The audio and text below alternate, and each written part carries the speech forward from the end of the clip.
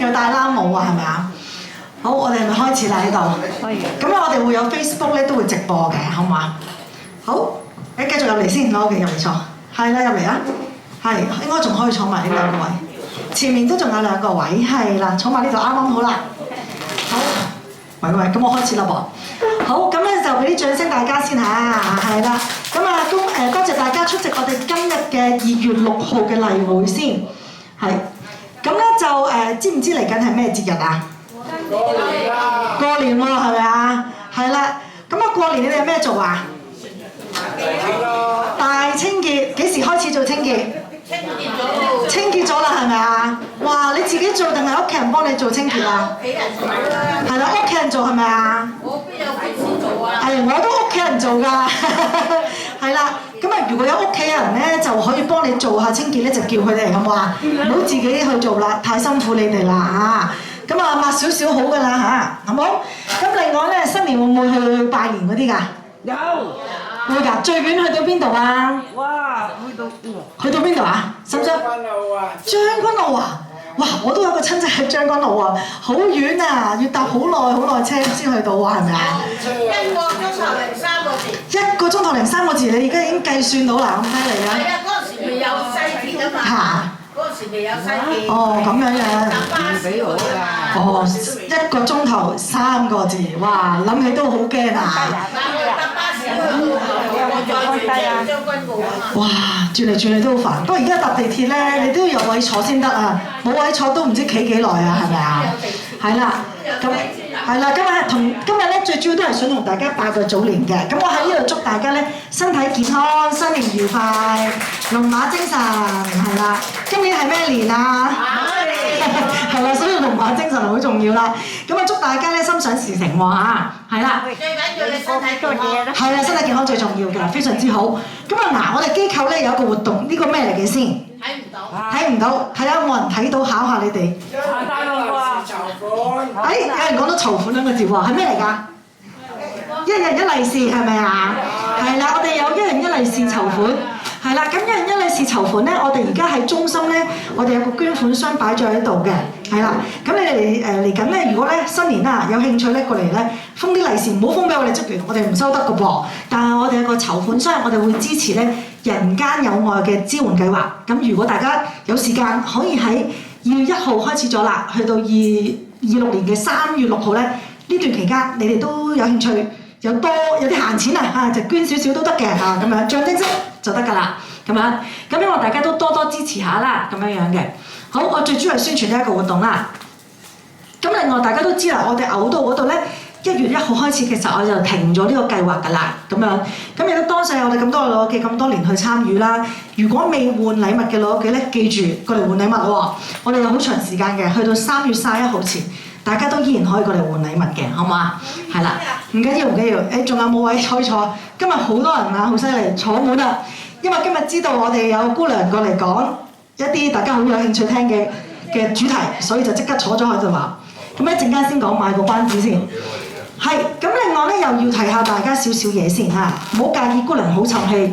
咁就我哋經常都會提大家啦，就嚟到中心咧，有陣時咧你哋，哎呀好熱啊，好想開窗，又想呢樣嗰樣，舉手得㗎啦，揾我哋姑娘得唔得？因為咧其實咧我有講過一次㗎，我哋喺電腦室嗰度咧就好近嗰個垃圾房㗎。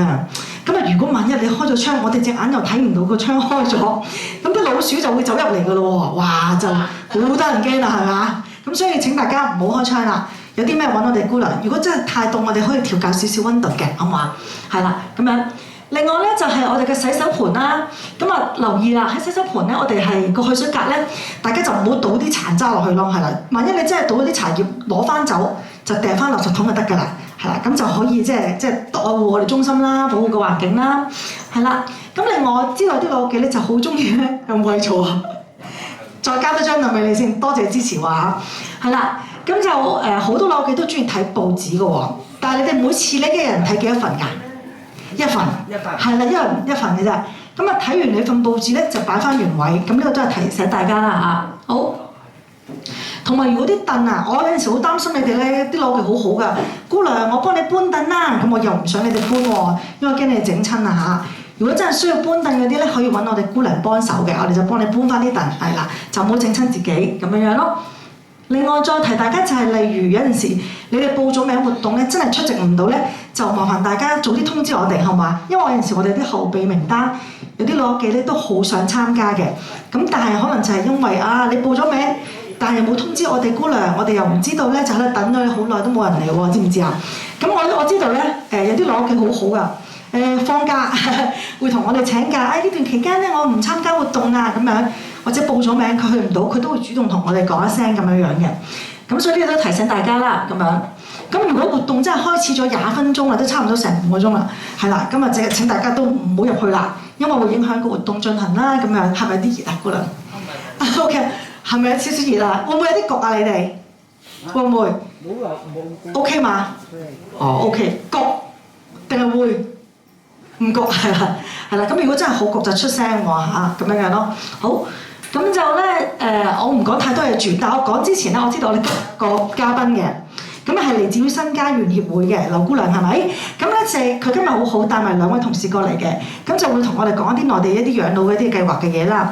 咁就希望大家如果對於我哋咧內地養老究竟喺內地我哋有啲咩選擇咧，院舍嗰啲其實就可以聯絡翻我哋劉姑娘啦。咁或者聯絡我哋先係啦，我哋直接揾劉姑娘都得嘅。係啦，咁轉個頭咧，劉姑娘會幫手講一個講座啦。咁講完個講座，你哋有興趣可以舉手發問嘅，好唔好啊？好，咁我將呢個時間交俾劉姑娘，俾掌聲先。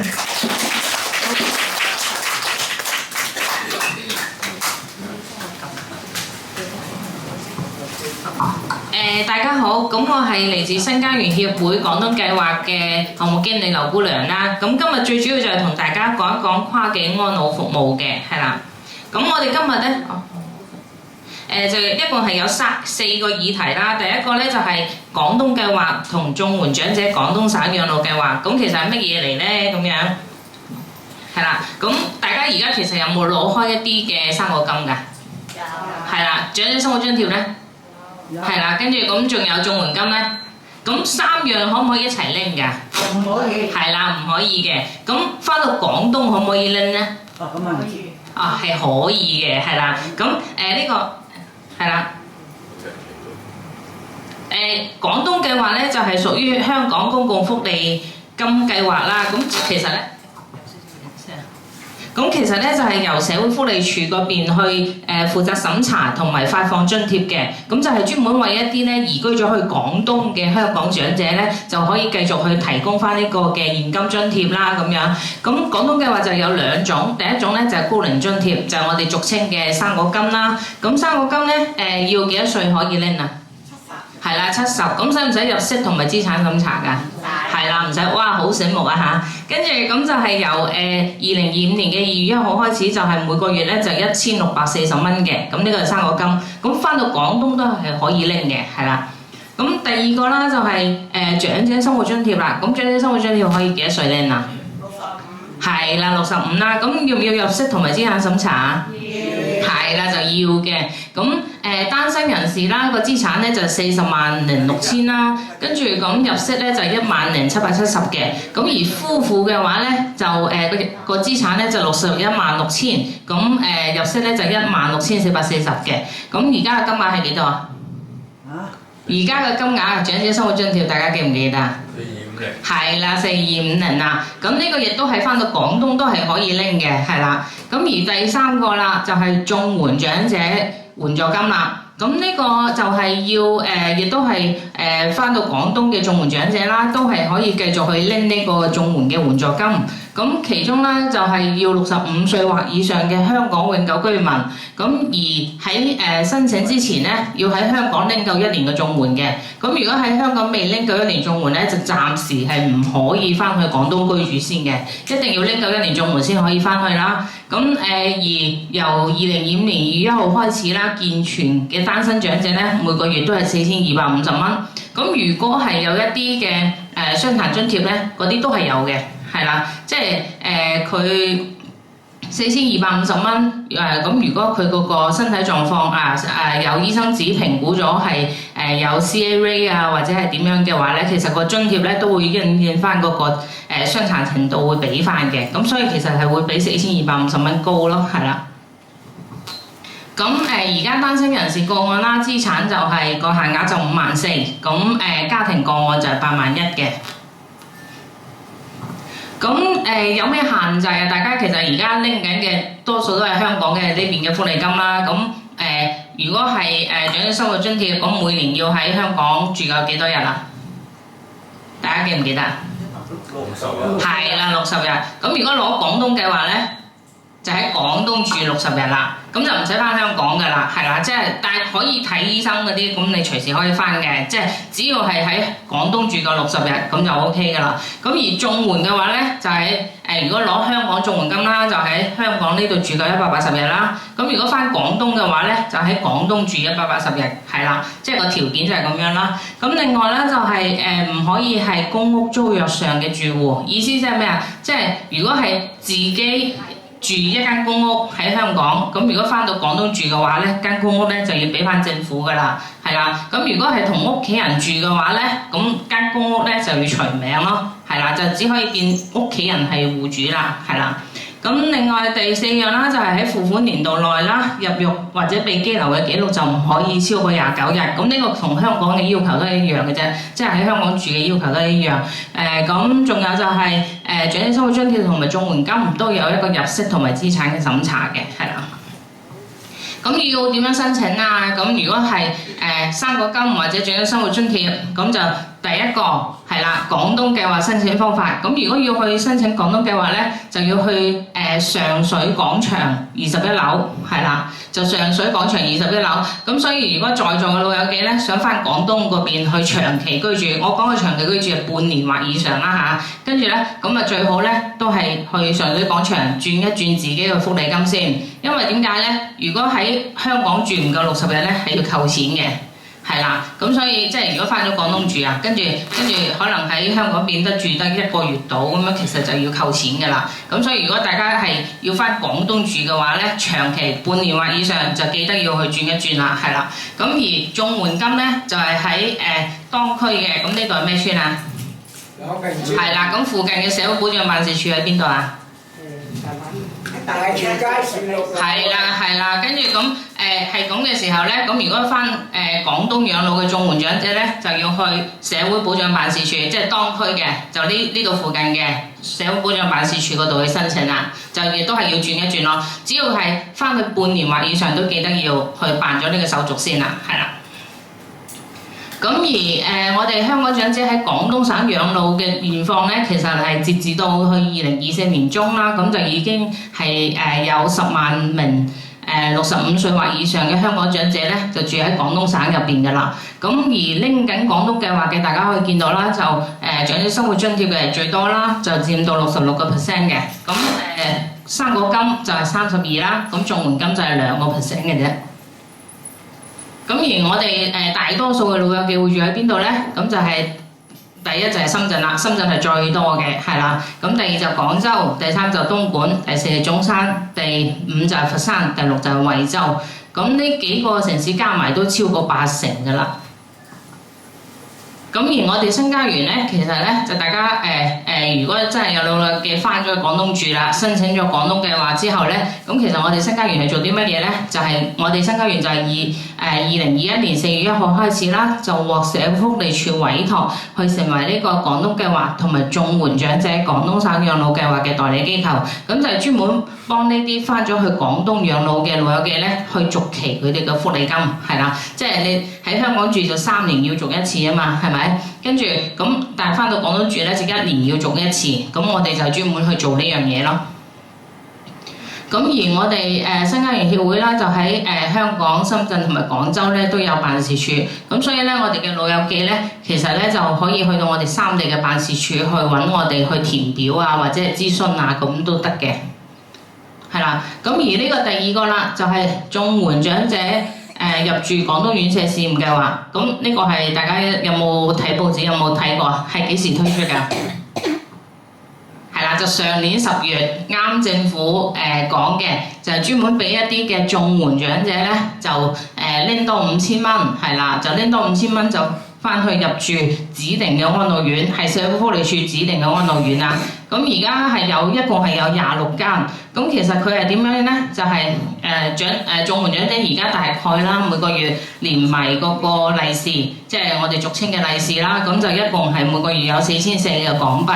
跟住咁再加埋關愛基金資助嘅額外5000蚊，咁 total 咧佢就一共係有9400嘅港幣啦，咁大概就人民幣係8600左右，咁就拎住呢8600蚊咧就入住個26間嘅院舍啦，係啦，咁入住咗之後咧，咁個院費啊，其他嗰啲嘰哩呱啦咧都係自己俾㗎啦，咁院費嘅話就有平有貴啦，咁有啲可能就如果係住4人房或者係3人房咁就可能4000零蚊。跟住嗰種2人房咧就5000零蚊到8000零蚊不等啦，咁單人房咧就7000幾到萬幾蚊不等咁樣，就睇自己點樣揀咯，係啦。咁如果用剩嗰啲都係自己㗎啦，係啦。咁呢個淨係俾綜援嘅，3個金得唔得？唔得。係啦，唔得嘅。長者生活津貼咧都唔得嘅，係啦，淨係俾綜援嘅，係啦。咁而申請嘅資格啦，就係呢個係因為係俾綜援㗎嘛，咁所以咧佢就只可以係符合資格參加或者已經參加咗綜援長者廣東及福建省養老計劃嘅長者。咁另外咧就係即將或者已經入住指定安老院，同埋冇同時獲得社署或其他機構資助嘅資助安老住宿嘅費用，即係譬如話可能有一啲嘅體弱啲嘅坐緊輪椅嘅長者，咁係喺香港呢邊住緊一啲嘅政府買位啦，咁就唔可以申請呢個計劃㗎啦。咁呢個計劃咧就係俾一啲比較精靈啦、行得走得啊，可以自己食飯、自己沖涼嘅長者咯。咁佢哋就通過唔到評估㗎嘛，係啦，通過唔到評估就可以去參加呢個計劃咯。咁申請嘅流程啦，就係喺個26間嘅指定安老院嗰度，佢先了解咗同埋揀咗，跟住揀定咗之後咧，就可以向我哋新家園去提出個申請啦。跟住咁提出咗申請咗呢個試驗計劃之後咧，咁就要去翻當區嘅社會保障辦事處，將嗰個香港嘅綜援金轉翻做廣東嘅綜援金，係啦，咁就可以正式去入住㗎啦。咁條件咧，其實咧就係入住咗之後有咩條件啊？就係每個月係啦，每個月由1號到31號啦，或者1號到30號啦，就要喺嗰間院嗰度住夠15日。咁另外啦，就係個院費咧，就每個月都要俾足嘅，係啦。即係譬如話住咗15日，可唔可以淨係俾15日嘅錢咧？係唔得嘅，一定都係要俾夠1個月嘅錢嘅。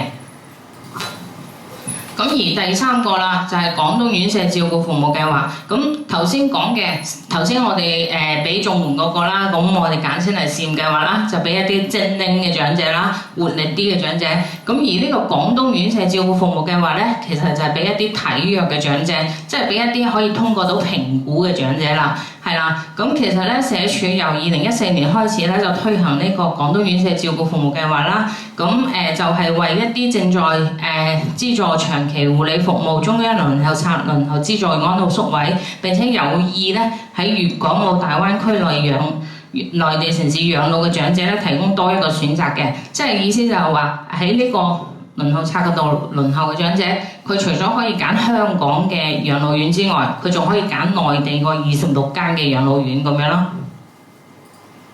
咁而家咧，其實就啱政府就公布咗啦，係多咗2間，係啦。咁其實內地大灣區9個城市全部都有㗎啦，而家就係咁但係要視乎翻自己想揀邊一間咁樣咯，係啦。咁而申請嘅資格咧，就係經過咗一個安老服務統一評估，評定為需要院舍去照顧服務，同埋正在中央輪候冊輪候資助護理宿位或者護養宿位嘅長者咧，都係可以去參加呢個計劃嘅。咁呢個計劃咧就唔使一個嘅資產審查嘅。咁生果金嘅可唔可以參加？可以，係啦。長者生活津貼嘅可唔可以啊？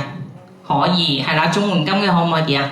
都可以，咁其實點解咧？就係佢係為一啲體弱嘅，即係通過咗評估嘅長者去提供翻呢個服務。咁其實佢最主要咧就係佢個服務就係入咗呢啲相當於香港嘅買位咯，係啦，即係嗰啲買位之後咧，咁就係唔使俾錢噶啦。咁而邊幾族類嘅長者係唔適合參加呢？咁就係由社署去根據精神健康條例去擔任官方監護人嘅長者啦。咁第二個就由社工去擔任領取福利金嘅受惠人嘅長者。咁第三就係需要定期接受精神科覆診嘅長者。咁但係咧老人痴呆係可以翻去住嘅，係啦。咁其他就唔得，但係老人痴呆係可以嘅，係啦。咁第四個就係需要透析治療嘅長者，係啦。跟住咁，而我哋新家園協會啦，就係獲社會福利署去委託，由2025年即係上年啦5月1號開始咧，就成為廣東院舍照顧服務計劃關顧資源服務嘅指定營辦機構，就係為參加計劃嘅長者啦，或者有意申請嘅長者去提供服務嘅。咁合資格嘅長者咧，就係首先咧就透過跟進長期護理服務嘅負責工作員，即係我哋俗稱嘅 RW 啦，去提出申請。咁而住喺香港嘅長者咧，就可以向邊個提出申請啦？即係如果想翻廣東去住嘅話，係啦。跟住就係由長者地區中心啦、長者鄰舍中心，即係大家就可以向仁愛堂嘅姑娘去提出㗎啦，即係如果想翻去廣東住，咁如果係喺內地居住嘅話咧，就係向我哋新家園提出啦，係啦，我哋新家園咧就只係負責內地，即係住喺廣東嘅長者，係啦，咁而香港嘅長者咧都係由翻當地香港呢邊嘅長者中心嘅社工啊、評估員去跟進翻嘅。咁而我哋服務嘅對象咧就分為3個，咁第一個就係參加廣東院舍照顧服務計劃，喺6個月試住期內嘅長者啦。咁第二個咧就係完成咗試住期嘅長者，咁第三個咧就係長期居住喺廣東省並且有意參加院舍計劃嘅香港長者。咁而我哋咧其實咧就係要做嘅嘢咧就係我哋會跟進翻院舍界轉介嘅新申請個案。所以其實咧如果有意翻去廣東居住嘅老友記咧，都係先揀定院，係啦，揀定院咧同間院聯繫咗之後咧，咁佢嗰邊其實係會安排嘅。咁或者係可以親臨我哋頭先講嘅深圳或者廣州中心嗰邊去提出申請，係啦。咁第三個咧就可以打電話俾我哋啦，就075525631876去提出申請。咁第四個就係可以熱線諮詢或者微信諮詢啦。咁第六個咧就係我哋係會做一啲宣傳同埋推廣嘅。咁頭先我都簡單咁講咗下啦。咁如果要提出申請嘅，就係頭先嗰幾種方法。咁其實最好都係自己去揀咗院先，即係26間入邊揀定咗啦，跟住就由院舍嗰邊去提出申請。咁佢就會通知我哋新家園去上門做評估。咁但係我哋新家園咧就只會做即係只會係為嗰啲已經住咗喺廣東嘅長者去做評估嘅。咁如果係喺香港嘅長者咧，記得都係要揾翻長者地區中心係啦嘅社工去做評估啦。咁而頭先講嘅6個月嘅試住期係咩意思呢？即係譬如話有一啲老友記可能係長期都住緊喺香港，咁突然之間見到有26間想上去試住，係啦，咁得唔得呢？係可以嘅，即係通過咗評估之後，係啦，通過咗評估一定要通過評估，通過咗評估之後呢，咁佢可以揀香港嘅養老院又得，揀廣東嘅養老院亦都可以，即係喺香港做評估嘅長者。跟住咁佢就可以如果揀咗廣東嘅養老院咧，咁佢就有6個月嘅試住期。咁喺6個月內咧，佢係隨時可以提出話我都係住唔慣，我想翻嚟香港。咁佢都係嗰間公屋咧係會保留翻俾佢嘅，係啦。咁但係如果超過咗6個月之後又點咧？超過咗6個月之後咧，咁就唔得啦。嗰間公屋咧，一係就係要還翻俾政府，一係就係即係如果同屋企人住嘅就要除名咁樣咯，係啦。咁呢個就係6個月嘅試住期，無論係參加廣東計劃啦，或者係試驗計劃啦，或者係而家講到嘅院舍計劃，都係有6個月嘅試住期嘅，係啦。咁就試啱先繼續住，試唔啱就走咁樣咯，係啦。咁而我哋關顧資源服務嘅喺6個月試住期入邊嘅工作係包括啲乜嘢呢？就係我哋會主動去探訪同埋電話去關心翻入住咗嘅長者啦。咁另外就係會聯繫翻佢嘅家屬或者照顧者，睇下佢喺一啲嘅情緒上啊，或者照顧上啊，同埋家人嘅聯繫上面咧，有冇一啲需要幫助嘅地方啦？咁第三個我哋就會聯繫翻院舍，係啦，去積極去配合翻院舍嗰邊，係啦，睇下有冇一啲嘅個人照顧計劃上面咧係要提供翻一啲嘅幫助嘅。咁另外最後咧就會跟進翻佢其他嘅服務需求嘅，係啦。咁完成咗6個月之後，咁我哋又會提供啲乜嘢咧？咁6個月之後咧，我哋就唔會有一個主動嘅電話或者探訪噶啦。咁但係咧6個月之後嘅長者如果想翻香港，係啦，咁亦都係可以隨時向我哋新家園提出嘅，係啦。咁最後一個啦，就係香港長者在粵嘅醫療福利。咁大家知唔知而家嗰啲醫療券可唔可以喺廣東嗰度使用啊？係啦，可以有幾多間啊？係啦，就有21間嘅。咁有21間嘅粵港澳大灣區核心嘅醫療機構啦，咁其實就已經納入到呢個長者醫療券大灣區試點計劃。咁另外啦，其中就有19間係綜合服務嘅醫療機構，咁有2間咧就牙科醫療機構。咁大家可以見到咧，大灣區嘅9個城市，每個城市都有㗎啦，呢啲醫院。咁個2000蚊嘅醫療券都可以喺入邊去使用嘅。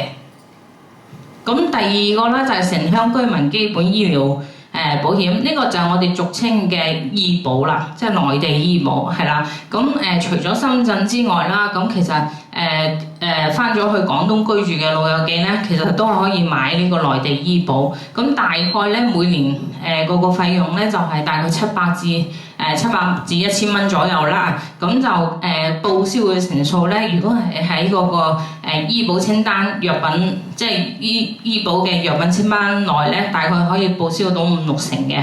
即係如果係譬如話高血壓藥，咁如果港人啊，即係如果我哋係香港人冇買呢個醫保，要自費，完全自費，攞2個星期嘅藥，咁大概200蚊到啦。咁如果係報銷咗嘅話，就大概自己係出100蚊咁樣咯，係啦。咁住院都係一樣啦，即係住院都係可以去報銷，係啦，咁就視乎翻用嘅藥物，跟住再睇翻嗰個報銷嘅成數係幾多啦。咁第三個咧就係廣東院舍照顧服務計劃嘅醫療補貼試行安排。咁其實呢個咧亦都係上年政府12月啱啱推出嘅。咁跟住喺廣東睇醫生之後咧，咁我買一啲嘅高血壓嘅藥，頭先講到啦，大概可能我用咗200蚊，咁呢200蚊咧就可以喺呢度去報銷啦。因為每年有1萬蚊嘅額度，係啦。咁而譬如話我住院，即係我頭暈身慶，我住院住咗1個禮拜，咁我大概可能使咗5000蚊，係啦。咁如果我用咗呢5000蚊咧，就亦都係可以通過呢個計劃喺呢個3萬蚊嘅額度嗰度去報銷啦。咁呢個就係廣東院舍照顧服務計劃嘅醫療補貼試行安排。咁但係呢個計劃咧，淨係俾廣東院舍照顧服務計劃，即係通過咗評估入住咗廣東嘅指定安老院嘅長者。咁如果佢喺香港住嘅有冇咧？就冇㗎啦，係啦，係啦。咁今日講嘅就大致上係咁多啦。咁其實北上跨境養老就係等香港長者多一個選擇。咁我就考下大家啦，翻廣東可以拎邊幾種福利金啊？長者生活津貼。係啦。綜援。係啦。生果金。係啦，一共有3種啦，跟住。咁就視乎翻自己嗰個入息同埋資產審查啦，跟住就可以拎翻相應嘅。咁3個可唔可以一齊拎啊？係啦，就唔可以嘅。咁綜援嘅長者除咗話可以拎呢個福利金啦，咁佢仲可以參加一個咩計劃啊？叫做補貼多5000蚊。係啦，補貼多5000蚊嘅試驗計劃。咁補貼多5000蚊咧，就係佢可以入住去廣東嘅指定安老院嘅。咁而體弱嘅長者，即係通過咗評估嘅長者，又可以參加咩計劃？係啦，就叫院舍計劃啦。咁個院舍計劃咧，就係政府係全包㗎啦，係啦，政府全包，即係院費嗰啲可以全部俾晒啦。跟住咁除咗一啲嘅即係院費就包括啲係3餐，包括雙人房嘅住宿，係啦，就係仲有一啲嘅基本嘅陪診服務，即係可能有啲院咧就會係1個月有1到3次不等嘅陪診啦咁樣。咁另外就係洗衫啊，呢啲全部都係有嘅。係啦，咁除此之外啦，即係一啲個人消耗品，譬如尿片嗰啲就要自己俾啦。咁參加廣東院舍照顧服務計劃嘅長者仲可以拎到點樣嘅醫療補貼啊？係啦，1+3，一就係1萬蚊嘅門診，3就係3萬蚊嘅住院啦，係啦，咁就係、如果佢哋係參加咗呢個廣東院舍照顧服務嘅話，咁佢哋每年仲可以有一個1萬蚊嘅門診額度嘅報銷，同埋3萬蚊住院費嘅報銷嘅，係啦。咁我今日嘅講解大致上咁多，睇下有冇問題嘅？係。我想問香港有2000蚊醫療券啊，係啊。咁翻大陸使2000蚊醫療券係用人民幣定用港紙啊？哦，港幣嘅，全部都係港幣嘅，係啦係啦。如果用人民幣咪濕晒水。係啦，全部都係港幣嚟嘅，係啦係啦。所以睇㗎啦，即係用港幣喺上高計港幣。唔係，係用上面咧，佢人民幣兌翻港幣，總之佢就會將你個2000蚊兌翻到人民幣去用咯。哦，咁樣啊。係啊係啊，即係總之個額度淨係2000蚊，唔會話變咗2000蚊人民幣。哦，唔該晒。係啦係啦。係啊，好，仲有冇？乜嘢都係人民幣計㗎啦。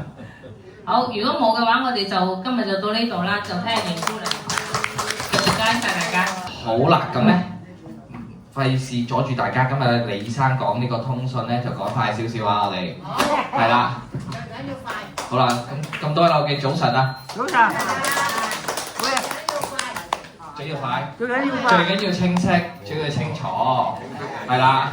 好啦，咁我哋開始先啦。咁我哋恆常系列先啦，開始。我哋每個月都會有嘅，係啦。物理治療嘅評估站啦，咁我哋係1月3號1月至3月嘅期間，逢星期三，咁係上晝嘅9點半到晏晝嘅12點半，咁地點係中心嘅，咁對象就長者會員啦，咁係做啲咩嘅咧？咁係由物理治療師去進行一啲專業嘅檢查同埋諮詢，咁如果有咩痛症嗰啲咧，都可以揾下物理治療師去做下評估嘅，咁個名額就不限嘅，咁免費啦。喂，都係免費㗎啦。咁如果有興趣嘅，咁就記住去揾蔡姑娘，去預約時間嘅。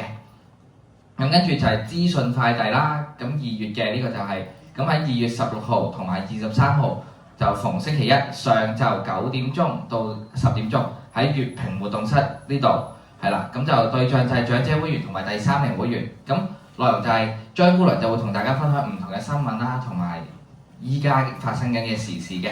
咁啊名額就12個人啦，自由參與嘅。咁費用都係唔使錢嘅。咁跟住之後就桌遊大比拼啦。咁就係2月9號星期一上晝嘅9點到11點，同埋2月16號同23號都係星期一嚟嘅，上晝10點到11點鐘。咁喺月平活動室呢度，咁就對象就係長者會員啦，同埋第3齡嘅會員嘅。咁係俾大家體驗唔同嘅桌上遊戲啦，例如可能魔力條啊嗰啲咁樣嘅。咁就名額就12個人啦，就自由參加，負責職員係張姑娘嘅。咁跟住之後就係運動 keep 住做，咁就做運動啊！呢個就係。咁就2月3號逢星期二上晝8點45分去到9點半，咁就都喺呢度嘅月平活動室，咁就對象就係長者會員啦，同埋第3齡嘅會員嘅。咁每節咧就12個人，費用都係免費，咁負責職員就係張姑娘嚟嘅。咁跟住之後啦，就係男士天地啦，咁男士可以留意啦。咁就2月7號同21號星期六舉行嘅，咁就上晝10點到11點，咁地點就喺月平活動室1呢度啦。咁對象咧係記住係男士會員啫，係啦，咁就一齊談天說地，分享下唔同嘅新鮮事啊。咁會由女生同大家一齊分享嘅。咁名額就10個人自由參與嘅。咁跟住之後就係電影大放送，咁就係2月20號同埋27號星期五下晝2點到3點鐘，咁就喺月平活動室1呢度舉行啦。咁對象都係長者會員同第3齡會員嘅。咁會播放唔同年代嘅電影啦，咁去俾參加者去享受美好嘅時光嘅，係啦，咁就名額12個人啦，自由參與，費用都係免費嘅。咁跟住之後咧，就係點滴是生命啦。呢個都完咗㗎啦，呢個已經係。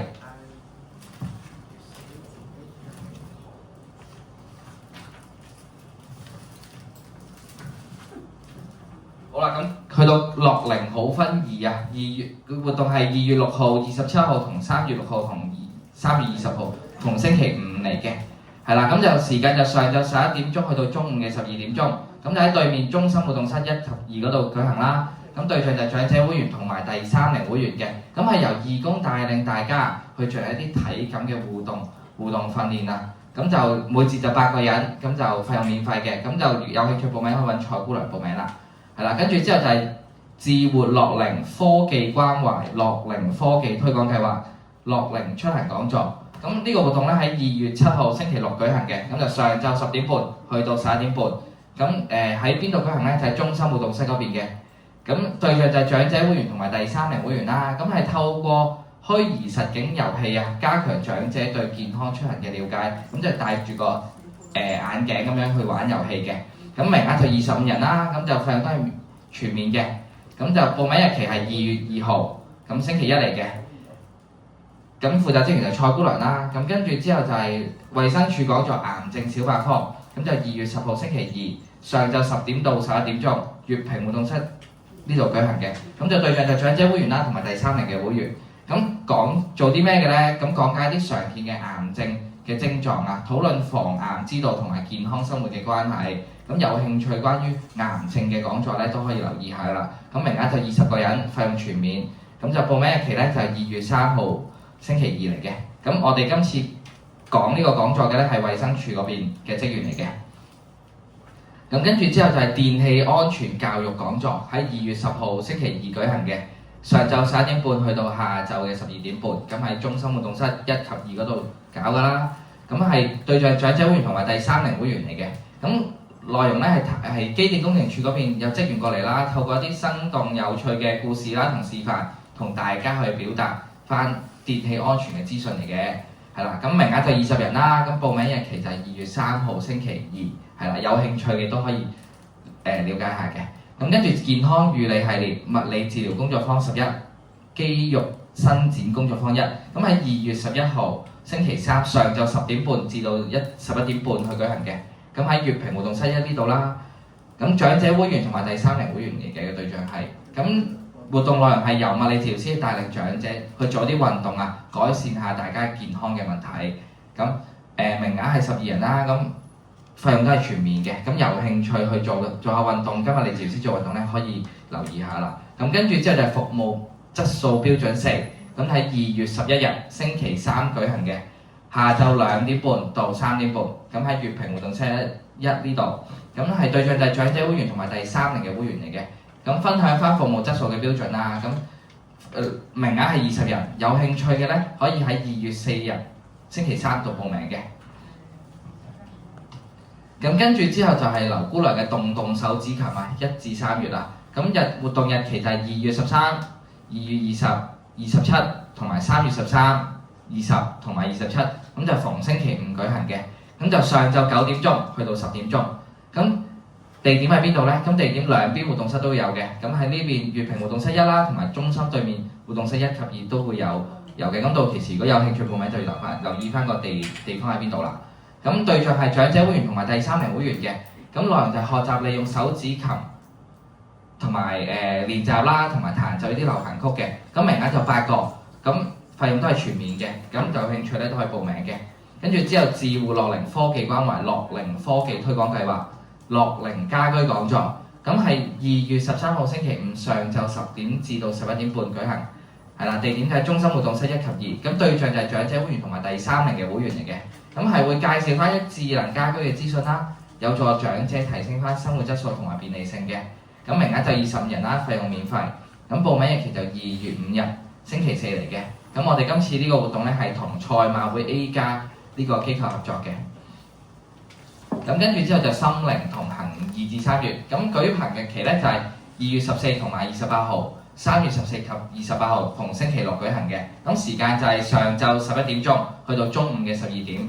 咁地點就喺粵平活動室或者中心嘅活動室嗰邊去舉行嘅。咁對象就係長者會員啦，同埋第3齡會員。咁係做啲咩嘅咧？就係學習空靈鼓，去彈奏一啲流行嘅歌曲嘅。咁名額就6個人啦，費用就全免。咁呢個咧有舊生報名日子嘅。咁舊生報名日期咧就係2月3號星期2報名。咁新生報名咧就係2月5號星期4報名嘅。慢慢啦，有。咁跟住之後就環保咖啡渣磨砂肥皂係啦。咁整翻簡稱係2月24號星期2舉行嘅，下晝2點鐘到3點鐘。咁喺中心活動室1及2。咁對象就係長者會員同埋第三齡嘅會員啦。咁係做啲咩呢？係教大家點樣用廢物去升級改造，同埋去講解一啲正確嘅回收嘅知識嘅。咁名額就18人啦，咁就費用全免。咁我哋今次合作嘅機構咧係6在元朗嘅，有興趣報名咧可以2月12號星期四去報名嘅。跟住之後就係健康與你系列物理治療工作坊11肌肉伸展工作坊2係啦。咁呢個活動日期咧就係2月25號星期三上晝10點半到11點半，咁喺粵平活動室1呢度舉行嘅。對象就係長者會員同埋第三齡嘅會員啦。咁係由物理治療師帶領大家去做一啲運動啦，改善大家健康嘅問題嘅。咁名額就12個人，費用全免。報名日期就2月13號星期5。跟住之後就係銀齡展銷技巧2，咁就喺2月28日星期六下晝2點半到3點半，地點就喺中心活動室嘅1及2，係啦。對象就係長者會員同埋第三齡嘅會員啦。咁係俾大家去學下點樣去推銷啲貨物啊，推銷技巧嘅，同埋啦就係實踐活學活用嘅。咁有興趣去試下賣嘢啊，學下點樣賣嘢咧，就可以參加呢個活動啦。咁名額就10個人啦，費用全免。咁就報名日期就係2月16號星期1嘅。好，跟住之後就係一啲收費嘅活動，咁就一啲跟住就有創意編織班5，咁日期就係2月12號同26號、3月5號、12號、19號同埋26號，逢星期四去舉行嘅。咁就係下晝2點鐘到3點半，係啦。咁就喺粵平活動室2，即係裏邊廚房裏邊嘅，係啦。咁對象就係長者會員啦，同埋第三齡嘅會員嘅。咁係啦，咁係有義務導師啦，去教授大家點樣去做啲編織嘅手工嘅。咁名額係8個人啦，費用就60蚊。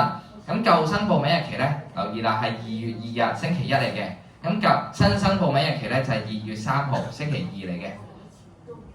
咁跟住就係奇樂舞獅樂，係啦，咁就逢星期5舉行嘅。咁就成個活動就 total 8節啦。咁就2月6號啦、13號、3月6號同20號。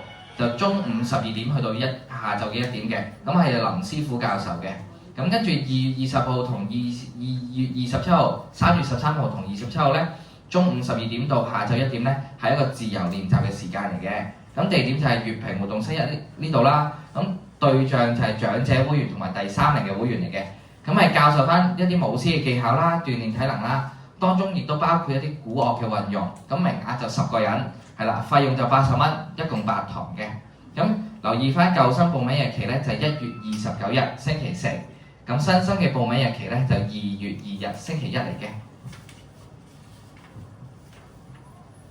咁跟住之後就係開心齊唱 K，1月至3月嘅活動。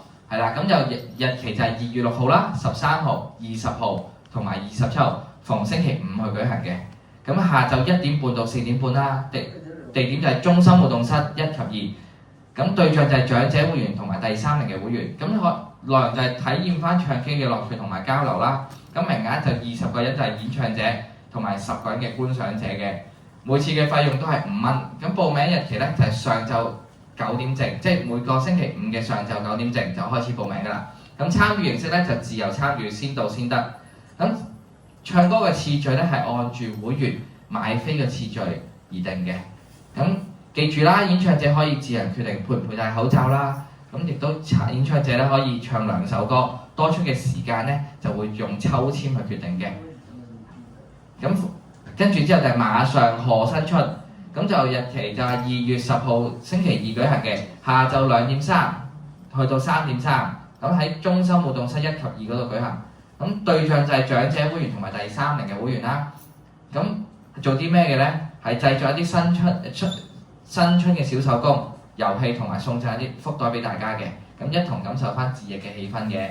咁名額就16個人，費用就70蚊。咁報名日期咧就1月27日星期2嚟嘅。跟住之後就係素食低碳教室3，咁就2月10號星期2上晝10點鐘到11點鐘舉行嘅。咁喺粵平活動室2喺廚房嗰邊啦，咁就由對象就係長者會員啦，係由義工教授點樣去製作啲素食啊。咁活動名額就10個人，費用15蚊。咁報名日期咧就1月27日星期2嚟嘅。咁有樣嘢要提大家，如果參加呢個活動嘅話咧，就要自備呢個食物盒嘅。咁跟住之後就齊齊馬住唱2月嘅，咁就2月14號星期六，第一節時間就係上晝10點鐘到中午12點，同埋第二節嘅時段下晝1點半到4點半。咁喺中心活動室1及2嗰度舉行嘅。咁對象就係長者嘅會員啦，同埋第30嘅會員。咁係透過唱 K 啦，同享用簡單嘅茶點咧，同會員咧一同迎接呢個新春啊！咁名額就35個人，咁就20蚊一節，40蚊就2節嘅。咁報名期2月5號星期四，一樣啊，同頭先唱 K 一樣嘅，演唱者可以自行決定佩唔佩戴口罩啦，同埋演唱嘅次序咧係按照會員購買飛嘅次序而定嘅。補充翻少少，素食低碳教室3嗰個咧活動咧係取消咗嘅，嗰個就唔需要理會啦，嗰個就。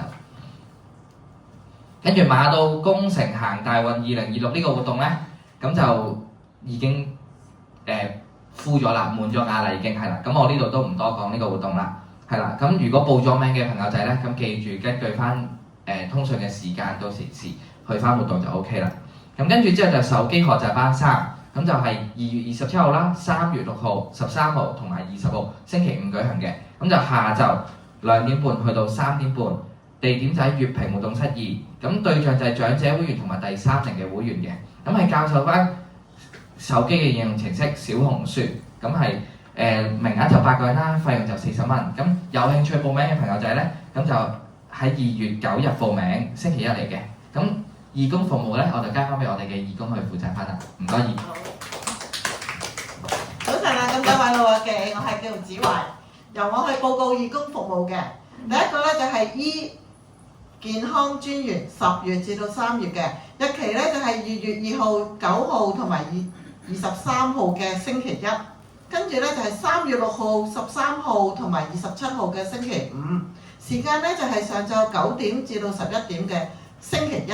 下晝2點至4點咧就係星期5嘅喎，地點咧就係中心嘅大堂，對象咧就係懂得簡單嘅書寫同埋平板電腦嘅義工會員，內容咧就係協助會員進行健康嘅檢查，名額就係6個嘅，費用就係免費嘅，有興趣咧就可以揾阿余姑娘。跟住咧就係朗屏小記者4，日期咧就係今日嘅星期5，上晝11點至到12點。報咗名嘅會員記得準時出席啦。跟住落嚟就係去院舍同你玩2，日期咧就係聽日嘅2月7號星期六，時間就係下晝1點30分至到3點。又係啦，報咗名嘅會員記得準時出席啦。跟住下一個咧就係上門陪住你11。日期咧就係2月24號星期2，時間咧就係上晝10點半至到中午嘅12點，地點咧就係朗屏村，對象咧就係義工會員，主要嘅內容咧就係上門探訪啲隱蔽嘅長者同埋有需要嘅長者，表達關懷慰問，名額咧就係10個，費用咧就係免費㗎。有興趣咧就係報名日期咧就係2月12號嘅星期4，有興趣咧就可以揾阿劉姑娘報名㗎。跟住落嚟咧就係與戶戶通話10月至到3月，日期咧就係2月27號星期5，時間咧就係上晝10點至到11點半，地點咧就係中心嘅面談室，對象咧就係識得簡單嘅書寫啦嘅義工會員，內容咧就係由義工致電慰問一啲長者會員嘅，名額就係2個，費用就係免費嘅，有興趣都係向余姑娘查詢啦。最後一個咧就係仁愛第一線4，日期咧就係2月27號星期5，時間咧就係上晝11點至到12點。報咗名嘅會員記得準時出席啊！而仁愛第一線咧，仲有一個點歌嘅環節嘅喎。如果大家想跟我哋透過歌曲分享心情故事，同埋將祝福傳遞給親朋戚友嘅話呢，現在除咗點唱歌曲之外呢，更加可以自己唱出自己嘅歌嘅喎。如果大家想嘅話呢，就快把握機會向中心嘅職員登記分享你嘅好歌啦。如果登記嘅點歌時間呢，就係2月1號至到14號，點唱嘅歌曲名額就有4個。如果自己唱嘅名額都係有4個嘅喎。如果播放嘅日期呢，就係下個月嘅月初，即係3月初就會上載喺中心嘅網站㗎啦。義工服務報告完畢，交翻俾阿李生。好，唔該子慧啊。咁跟住之後咧，就係做一啲護老者嘅服務啦。咁先講關於一啲有需要護老者嘅活動先。咁護老者嘅支援服務有2個啦。咁第一個就係長者看護嘅服務，咁就係2月5號、12號同26號逢星期4舉行嘅。咁就下晝1點到2點鐘，咁喺月平活動室呢度。咁對象就係有需要護老者嘅家庭。咁內容就係中心短暫嘅看護啦、社交活動、健康檢查同埋茶點嘅。咁名額就5位，咁就費用全面嘅。咁有需要咧，可以同社工查詢啦，同埋或者可以直接揾女生嘅。咁跟住就係護老到護訓練，咁就日期就係1月至到3月嘅期間，咁係要個別預約嘅。咁地點就喺朗屏村同埋元朗市嘅附近，對象都係有需要嘅護老者。咁內容就係評估需要啦、到護指導、資源轉介、義工探訪等等。咁費用亦都係全面嘅。咁當然有需要嘅，亦都可以同翻我哋社工或者女生去做翻查詢嘅。跟住之後就係復康用品嘅回收轉贈計劃。咁我哋中心有見使用復康用品嘅需求增多啦，為咗減少浪費咧，支持環保，期望可以透過回收同埋轉贈復康嘅用品啊，例如輪椅啦、拐杖同埋助行架等等。等有需要嘅長者或者護老者咧，可以得到呢啲咁嘅支援之後咧，咁中心就只會回收正常、操作正常同埋完好嘅復康物品。咁贈送前咧，我哋都會將呢啲復康用品咧做清潔同消毒嘅。回收之後咧，就會整理好，亦都配對俾有需要嘅長者同埋已經登記嘅人士嘅。咁聯絡翻可以有機會有需要嘅咧，可以聯絡翻我哋啦，或者聯絡翻阿女生嘅。咁跟住之後就係 Me Time Cafe 2.04，咁日期就係2月2號、9號、23號逢星期一舉行嘅。咁就下晝2點到3點喺月平活動室2，即係廚房嗰度啦。咁對象就係護老者嘅會員，咁係可以享用護老者嘅咖啡，感受 Me Time 嘅時間同埋放鬆心情嘅。咁名額就係8至10人，咁自由參與，費用免費。咁跟住之後護老按摩鬆一鬆，咁就喺2月7號同21號逢星期6去舉行嘅。咁就上晝9點至10點，咁喺中心活動室1及2，咁對象就係護老者、長者會員同埋第3名會員嘅。咁中心會提供一啲自助嘅按摩器材啦，俾護老者可以喺週末嘅時間有自助按摩嘅時間同埋喘息嘅空間。咁名額就8個嘅，咁費用免費，報名日期2月2號逢星期一嚟嘅。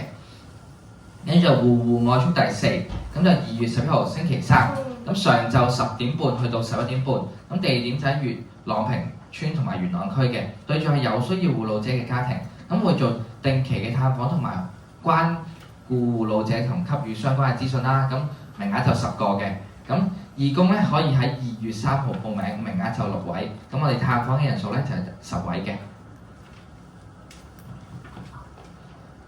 咁跟住即係戶外歡聚4新春篇，咁喺2月23號星期一下晝嘅3點到4點鐘，咁喺月平活動室1呢度。咁對象就護老者會員啦，就同護老者就一齊新春團拜，共慶佳節嘅。咁就名額就15個人，咁就費用免費啦。報名日期2月9號星期一。咁跟住之後就係護老療愈小天地11，咁就喺2月24日星期3嚟嘅，下晝1點到2點喺月平活動室1嗰度舉行。咁就對象就係護老者會員、長者會員同埋第3名嘅會員。咁係同護老者進行啲小遊戲啦，藉此就放鬆翻照顧嘅壓力。名額就15個人，費用就免費。報名日期就係2月9號星期一。跟住之後就係戶外護 Keep Fit 1，咁就2月25日星期3，咁上晝11點半去到下晝嘅12點半嘅。咁喺月平活動室1，咁對象護老者會員啦，係由物理治療師分享同埋教授伸展嘅運動，名額就15人，咁就費用全面啦。報名日期就2月10號星期2嚟嘅。咁跟住之後就係智老系列啦，咁就自醒咖啡室嘅2月份，咁就2月2號啦、9號、23號星期一上晝11點去到中午嘅12點舉行嘅。咁地點就係月平活動室1，對象就係長者會員，咁係由義工同長者進行一啲簡單嘅運動，並且享用飲品輕鬆一下嘅。咁名額就10個人啦，費用就免費。報名日期就1月26號星期一。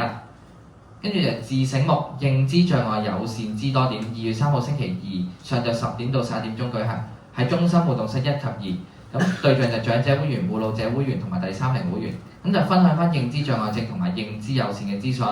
咁名額就20個人啦，咁就費用全免嘅。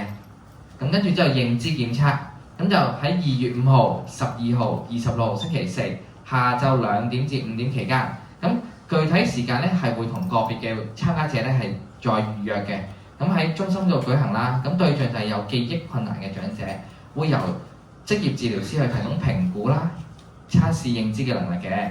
咁名額就8個人啦，費用全免。咁報名日期就2月2號星期一。咁如果會員對認知評估有興趣咧，可以聯絡翻邢姑娘嘅。咁跟住之後就係智醒樂園嘅2月份，咁就日期就係2月5號、12號同26號。咁就係星期四嘅，咁就下晝2點3去到3點3喺粵屏活動室1嗰度舉行嘅。咁就對象就患有認知障礙症啦、有記憶困擾嘅長者會員，咁係會同佢哋咧進行唔同嘅認知活動嘅，同埋訓練啦，同埋刺激大腦嘅運作。咁名額就10個人啦，費用全免嘅。咁報名日期咧就1月29日星期四。咁跟住即係智醒老友齊過節新年篇，咁就喺2月10號星期二上晝10點至11點舉行嘅。咁喺中心活動室1及2，咁對象係有記憶困擾嘅長者會員啦。咁透過節日嘅遊戲同活動，一齊去感受翻節日嘅氣氛，同埋增強翻腦部嘅刺激。咁名額就15個人，費用全免嘅。咁報名日期就2月3日星期二。跟住之後努力玩樂小組2，咁就喺2月24號至3月31號，逢星期二，一共有6堂嘅。咁就上晝10點鐘去到11點鐘，咁就喺中心活動室1及2舉行嘅。咁對象就係患有認知障礙症或者有記憶困擾嘅長者會員啦。咁透過一啲遊戲訓練認知障礙症嘅長者嘅認知能力啦，延緩翻退化嘅情況嘅。咁名額就8個人，費用就免費。咁報名日期咧就係2月10號星期二嚟嘅。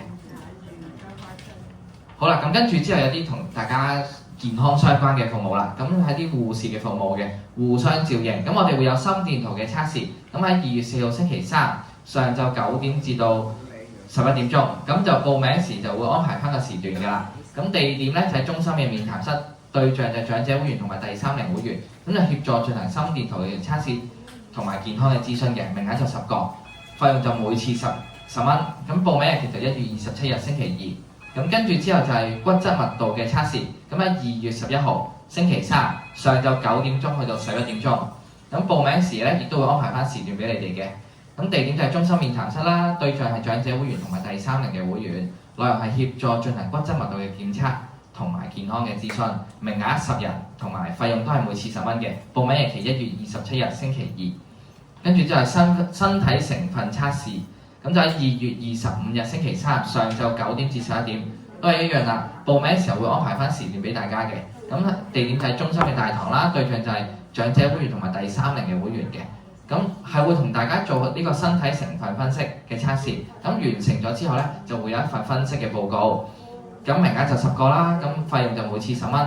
咁記住啦，孕婦啦、體內有心臟起搏器啦、貼片啦或者螺絲嘅人士咧，係唔適合去參與呢個測試嘅。咁報名日期咧就2月10日星期二。咁跟住之後就係互相交流10密室良機，如何提升活動能力。咁就喺2月12號星期四上晝9點半至10點半舉行，喺粵屏活動室1，對象係長者會員同埋第3齡嘅會員。咁活動係由護士咧分享翻長者肌肉減少症啦嘅成因同埋預防嘅方法。咁名額係20人，費用係免費嘅。報名日期咧係2月5號星期四。咁今次係會由美國雅培製藥有限公司嘅護士過嚟分享嘅。咁記住啦，活動之後咧會有安排奶粉嘅銷售嘅。咁如果你哋有興趣咧，咁參加者記得自備環保袋啦，同埋自己準備零錢啦。咁負責嘅職員係女生嚟嘅。咁再提多一次啦，咁會員偶到嘅獎勵計劃咧已經完結咗啦，由2026年嘅1月1號起，會員嘅偶到獎勵計劃已經完結㗎啦。咁多謝咁多位會員嘅參與啦。如果需要換領禮物嘅，咁記住啦，喺2026年3月31號前要去到櫃台度處理換領禮物㗎啦。好啦，咁跟住最尾去到活動最尾咧，我哋有個活動少少嘅宣傳，就係、你見唔見到我哋中心出邊咧嗰個板嗰度咧黐咗好多新年嘅裝飾啊，有棵樹喺度嘅，同埋有個位置咧係專門掛啲揮春喺度嘅。咁咧個棵樹上面咧，我哋咧會邀請大家咧喺個利是封度係啦寫上一啲祝福嘅字句去掛喺上面嘅。咁如果有興趣去寫咧喺個利是封裏面寫完之後掛上去咧，可以喺中心 counter 嗰度櫃位嗰度去問翻我哋中心嘅職員去攞翻呢啲利是封，跟住去寫翻你想對中心啊、對會員啊、對自己嘅祝福説話，跟住再掛喺出邊嘅，係啦。如果有興趣，記住喺櫃位度攞啦。咁今日嘅例會係咁多啦。咁係啦，如果有要吸引仔嘅，可以出嚟同阿梁姑娘吸引仔。